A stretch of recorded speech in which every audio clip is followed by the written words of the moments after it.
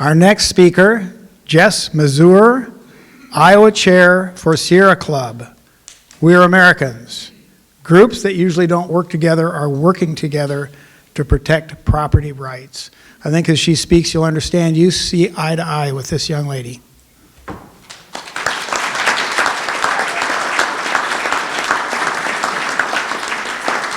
I'm the perfect height for this mic, so this is good. My name is Jess Mazour. I'm a lifelong Iowan, and I work for the Sierra Club Iowa chapter. And this campaign truly has brought together a lot of unlikely allies because we've discovered that we actually have a lot in common. We care about our land, our communities, and our families. And if we all start there, I think we'll recognize that these pipeline projects do nothing for those things. So we have to stick together. Our power is in our unity. And that's why we've gotten as far as we have over the past 3 years and why we're going to stop the pipelines. So I'm going to give you a presentation just kind of about this recent expansion so you can kind of see the map, see what we're doing about it, and start to know your rights. So there were originally one docket for Summit. That's the one that's been going on for 3 years. We saw an expansion in 2023, which is a small 2-county expansion up to Mitchell and Worth County.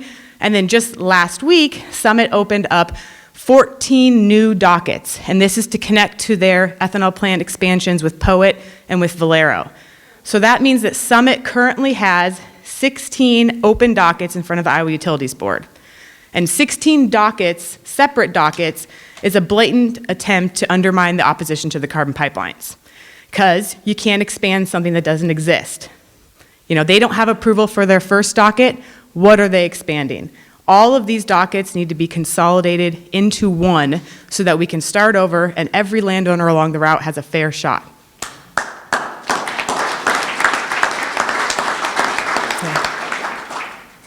So some of the ways that having separate dockets, how it helps Summit, is it burdens landowners, IUB staff, and all of the other parties. Because we have to do additional work. We have to do it 16 times. 16 different filings, 16 motions, 16 reviews of the documents that Summit files, 16 IUB hearings, 16 orders every time IUB issues an order. It makes no sense to do it this way. It also means that there is no cumulative review on the impacts that these pipeline projects are going to have on our land, on our water, on landowners. We're going to be looking at it in 16 different ways. We're never going to be able to say, like Summit always brags about having 75% of their easements signed. Well, if you look at 16 dockets, they are far from 75%. When we look at 16 dockets, we need to actually see that, like Kim said, up to 1 billion gallons of water will be used by this project alone. And we have to consider that as a whole, not as 16 separate things. This also really disadvantages newly impacted landowners. So any landowner that's part of these new expansions has not had a chance to participate in the 3-year-long process that we've been a part of thus far. You didn't have a chance to participate in the IUB hearing, didn't have a chance to talk to the IUB, to intervene in the IUB process, nothing. And even the landowners that are on that expansion that happened in 2023, they did have time to try to intervene in the Iowa Utilities Board process, and they were denied. And it is absolutely wrong that landowners don't get to participate in this first hearing, because what happens at that first hearing absolutely is going to impact all of these other dockets. So that is a huge disadvantage for anyone that's not on that original route. And like we mentioned earlier, when they have 16 dockets, it makes it really easy for Summit to manipulate their numbers. So they really do not have the 75% that they brag about across the state. So that's the reason why we really absolutely need to consolidate all of these dockets and make sure our Utilities Board considers these as a whole. This is the overall map that Summit has put out of their pipeline route with the expansions. So you can kind of see in Iowa, it's kind of like an upside down L. That was pretty much the original route with a few branches. All of these new little small branches off of that main line are part of the expansion. So I'm going to go through, I put some of the counties around here. Oh, here's just a list of all of them. So these are the total 16 dockets. I can pull this up on the screen after the meeting if people want to look at it, but it lists what county is on what docket, what ethanol plant's hooking up to what docket. This is the Bremer County new map for the expansion. So I'll go through these a little slow so you can kind of take a look, and we can pull them back on the screen after. But this is Bremer County. This is Butler County.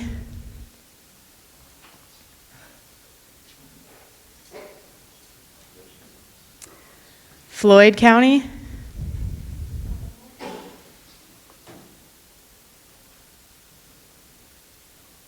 Hardin County. And I'm not sure I grabbed any others. I think I just grabbed those 4. Yeah. So what you're looking at on these maps is you're seeing the purple line. That is the proposed pipeline route. And then you're going to see kind of a grayed area around that route. That's called the corridor. So what Summit's going to do is they have to notify every single landowner within that corridor. And then what they'll do throughout the pipeline process, if they have to reroute or move the pipeline, they will have the ability to reroute it within that corridor. If they have to move outside of the corridor, they have to start the process over again. So Summit did do a wider corridor on these expansion dockets than they did the first time around, because they're probably expecting this to be hard and they need more wiggle room in case they have to reroute. So it's really critical that even if you are someone that's in the corridor, but you're not someone that's getting easement offers because you're not on that main line, to stay diligent and to stay involved, because being in that corridor means the pipeline could be moved onto your land at any point in time. So the first part of an IUB process is you file your petition to open your dockets, and then you schedule informational meetings. And then once you hold these informational meetings, the land agents can go out and talk to landowners. So Summit submitted a proposal for 22 new informational meetings that were supposed to start on April 22nd and go through May 9th, which is right in the middle of planting season. And just yesterday, IUB denied and canceled all of those meetings, saying that Summit cannot start this.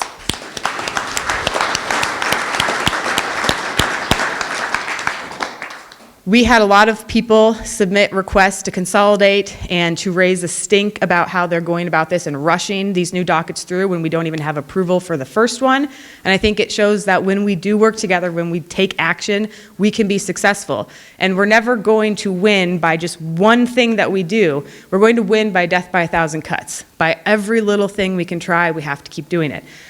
So, as of right now, I was going to tell you to go to these informational meetings, but they're no longer happening. The IUB said the earliest they could do them would be June 2024. So as soon as they get scheduled, everyone needs to mark their calendar and attend these meetings en masse.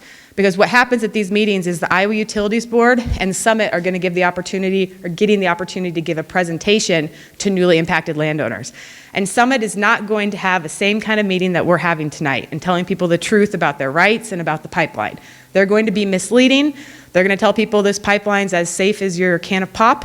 When you open it and you hear the CO2, that noise doesn't kill you when you open up your can of pop, but these pipelines can. So we have to go there to make sure that these landowners hear from us first. So go, wear red. We'll have people at these meetings with know your rights sheets. We got to ask tough questions. They are public meetings, so you can't, it's not a private meeting where you might get kicked out or anything. It's a public meeting. You can show up whether you're a landowner or not. So we're taking action to try to get these dockets consolidated. And just starting this week, the lawyers that are representing our side of the issue have started filing motions to consolidate and to reopen the original docket. So what they're basically saying is, hey, IUB, that first docket that we still don't have a decision for, reopen it, put all of these new dockets into it, and then let's start over and let's have a hearing and let's present the evidence for the project as a whole. So here are just a few excerpts from the motions that are filed. You can see them all online at the IUB website. But Geordie Landowners, this is the landowner attorney where a bunch of landowners have all hired the same lawyer. And they're saying that on March 4th, Summit filed 14 new dockets, which amount to a Summit 2.0, but each representing proposed hazardous carbon pipelines that cannot exist and cannot be justified without evaluating each of them simultaneously with the first proposed footprint. So he's making the case they have to be put together. The counties have all hired the same attorney as well. I think it's 8 counties that have hired the same attorney. And in their motion, they said, if no permit issues in this docket or in other states, or if a permit decision is overturned on review, it would be a senseless waste of time and resources to move ahead with the consideration of these new dockets. And then Farm Bureau weighed in. They filed a motion. And they had, every motion was slightly different, but kind of making the same ask. They're saying Summit likely intends to increase the normal operating pressure to increase the speed of travel and thus the volume of carbon dioxide transported if it doesn't increase the pipe size. The exact impact of adding 19 ethanol plants on the number of pump stations required to maintain their operating pressure is unknown. So basically, there's too many unknowns. Do they need to increase the pipe size? Is the pressure going to change? All of these things that they have to have formally in their petition now may change, and we have to look at it as a whole. And then Sierra Club, that's where I work. Our lawyer weighed in and pointed out to the Iowa Utilities Board that it is in Iowa law that the IUB can reopen a docket and can consolidate under certain circumstances.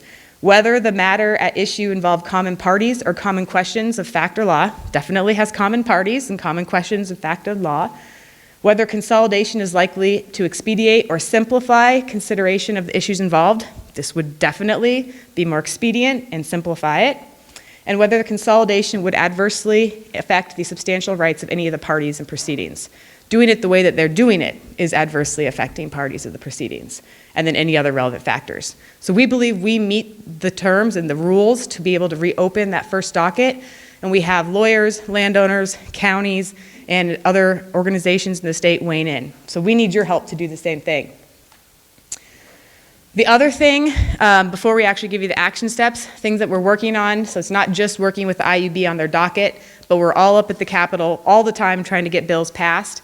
And we have a bill that's House File 2522 that was introduced by Representative Stephen Holt. And it creates a process for landowners to seek a declaratory order from a judge. This is what Doyle was talking about a little bit ago. So throughout the IUB process, you can ask a judge to weigh in and forego the potentially years-long process. So we like that, but we also want to get something else into that bill that's going to help us down the line if that first docket is approved by the Iowa Utilities Board. So we already know that if IUB approves it, we're going to appeal that decision. And we do not want Summit to be able to start constructing the pipeline while we're going through the appeal process. And in Iowa, to do that, to stop construction, you have to put up a bond, and it could be hundreds of millions of dollars. No one here can afford what that cost is going to be. So we're asking for the bill to be amended to remove that bond so that we can have a fair appeal process where we can protect our property rights and our counties can protect the rights of the county without having to have hundreds of millions of dollars in the bank, because that's not fair.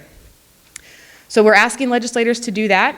You know, we've been waiting 3 years. We've been going up to the Capitol for 3 years trying to get a bill passed. And every year we get a little bit farther, but right now we are definitely stalled in the House and in the Senate. And we need more people calling to get this bill moved out of the House and into the Senate. Just yesterday, as was mentioned before, the bill did move to a committee called Ways and Means Committee, so it's funnel proof. We don't have to worry about some of the deadlines that actually was today. But that doesn't mean it's going to be easy to move the bill. So please contact your representatives and your senators and tell them to strengthen and pass House File 522. So what you can do to help stop the carbon pipelines, help get these dockets consolidated, help talk to these new landowners before Summit does and tell them not to sign an easement, is submitting an objection to the docket. That's going to be one of the first places a newly impacted landowner is instructed to go. They're going to get a letter in the mail with some of the worst news they may have gotten in their life, that someone wants to take their land with eminent domain. And here's how to check the IUB docket. So when they go to that docket, we want it to just be like tons and tons and tons of objections, landowner to landowner, saying, this is what I've gone through for the past 3 years. This is why you shouldn't sign an easement. So we need help submitting those to the IUB docket. And I can send around, I can get to Kim kind of like the instructions to do it, and maybe we can disseminate the instructions to do an objection. The other thing is attend these informational meetings. So as soon as IUB and Summit reschedule all those meetings that were just canceled, we need you to go there. And then we need you to contact your legislators and make sure that they pass and strengthen House File 2522. And then, I know someone mentioned get to the Capitol when you have the opportunity. This is going to be one of our last chances in the 2024 legislative session to get our bill moving. We're having a big rally and lobby day on Tuesday, March 26th at 11:30 at the Capitol. Everyone's invited. We'll have lunch for you. We're going to have a rally out on the West Capitol steps at 11:30, and then we'll head inside to meet with legislators. So please join us on the 26th at 11:30. And then the last thing I have is, so for the past 3 years, we have been fighting our hardest to stop these pipelines, and it's really starting to garner a lot of national attention. And we know that we need even more national attention because it's not just the state and our local governments that can step in and stop this, it's the federal government who's providing these tax credits. So we need more national attention. So we've been working with a documentary crew to have a documentary done on the carbon pipeline rupture that happened in Satarsha, Mississippi, and then connect that to what we're doing right here in Iowa. And so we have a trailer to show you. It's the official trailer for this new documentary that should hopefully be out by the end of this year.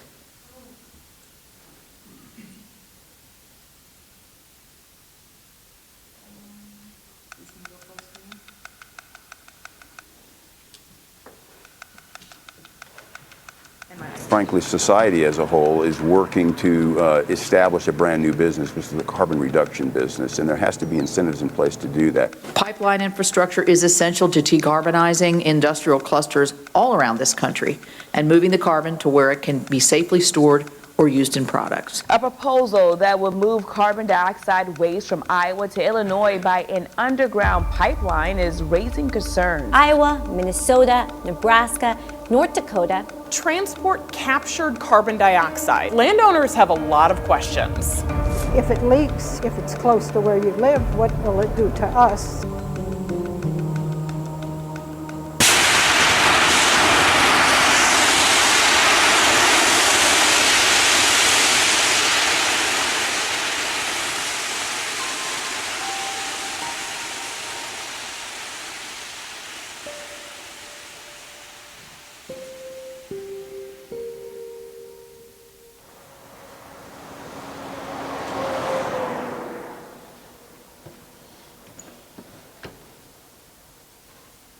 Everyone knows everyone, and we just don't have any problem here. To me, it's heaven on earth. Until Denbury got us.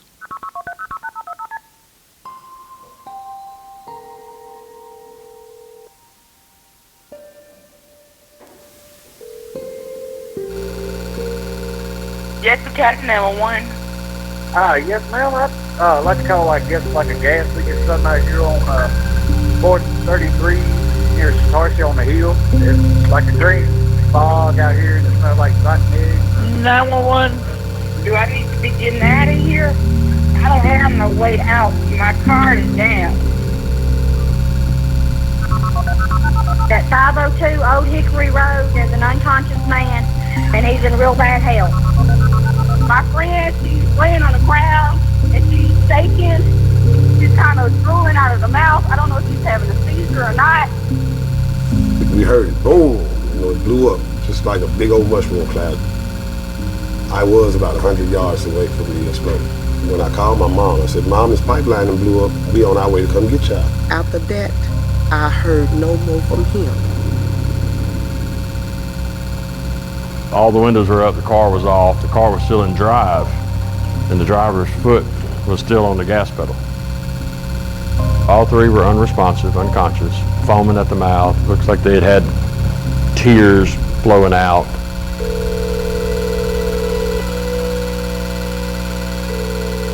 It was dark, and I'm like, it's hard as hell to breathe.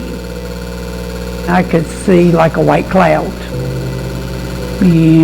drifting past that street light, but I could also see a green cloud beneath it.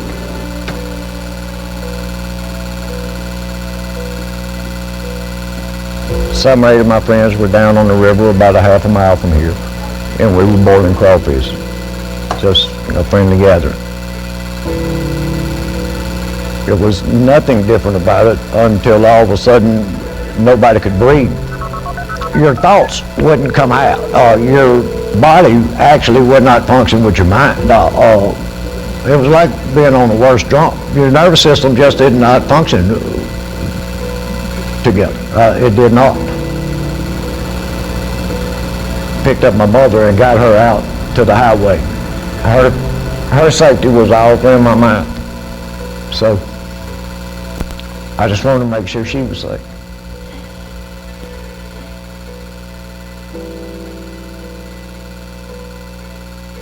The CO2 in the air, or the lack of oxygen, was actually confusing residents to the point where they didn't know what to do. This happened at 3 in the morning. People may have never woken up. There was a large chance that something like that could have happened.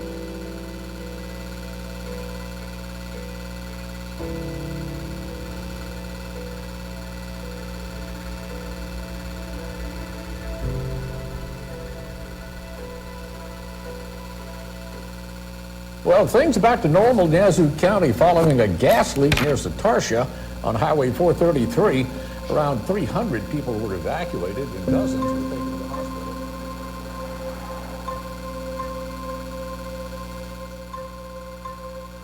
I don't sleep.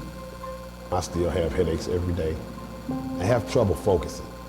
I suffer from short-term memory loss. I barely drive anymore, because I forget where I'm going. I just try to take it day by day.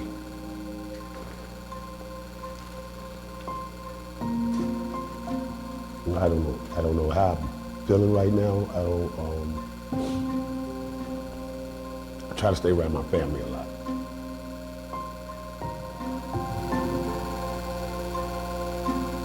Prior to this incident, there was absolutely no communication between ourselves and the local pipeline operator. Let's stop telling people that these pipelines aren't dangerous. Let's just be honest with them.